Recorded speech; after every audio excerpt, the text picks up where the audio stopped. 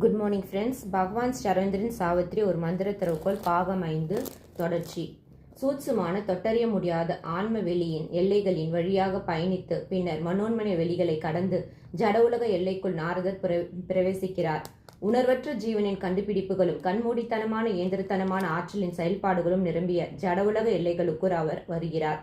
ஜட பிரபஞ்சத்துக்குள் அவர் இறங்கும் போது அவருக்கு கீழே எண்ணற்ற கதிரவன்கள் எரிந்தவாறு சுற்று சூழ்வதை பார்க்கிறார். பரவெளி என்னும் சமுத்திரனுடைய அலை அதிர்வுகளின் தாக்கத்தை அவர் உணர்கிறார். காற்று வெளிக்குள் நுழைகிறார். அப்போது காற்றின் ஸ்பரிசம் அவருக்கு மகிழ்ச்சி தருகிறது. பிரபஞ்ச ஜீவனானது தனக்கான மூச்சுகளை இந்த காற்று வெளியில் இருந்துதான் இருக்கிறது. அடுத்ததாக நாரதர் வெப்பம், ஒலி, மீன்காந்த அலைகள் என முப்பெரு ஆற்றலுடன் வெளிப்படுகின்ற நெருப்பினை பார்க்கிறார். படைப்பாற்றலுடன் கூடிய அக்னியின் இரகசியமான வலிமையானது இந்த உலகத்தை உருவாக்கவும் வடிவமைக்கவும் என தனது முப்பெரும் ஆற்றல்களை பயன்படுத்துகிறது. இவ்வாறு பயன்படுத்தி இந்த உலகத்தை விரியவும் சுருங்கவும் செய்கிறது.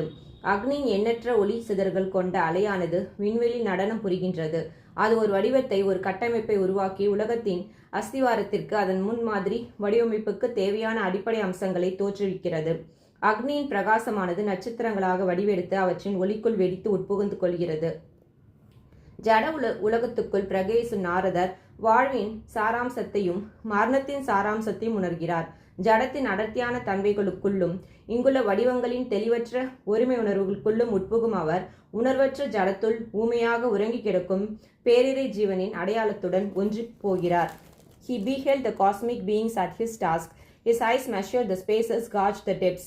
His inner gaze the movements of the soul. He saw the eternal labor of the gods and looked upon the life of beasts and men. Page number 416.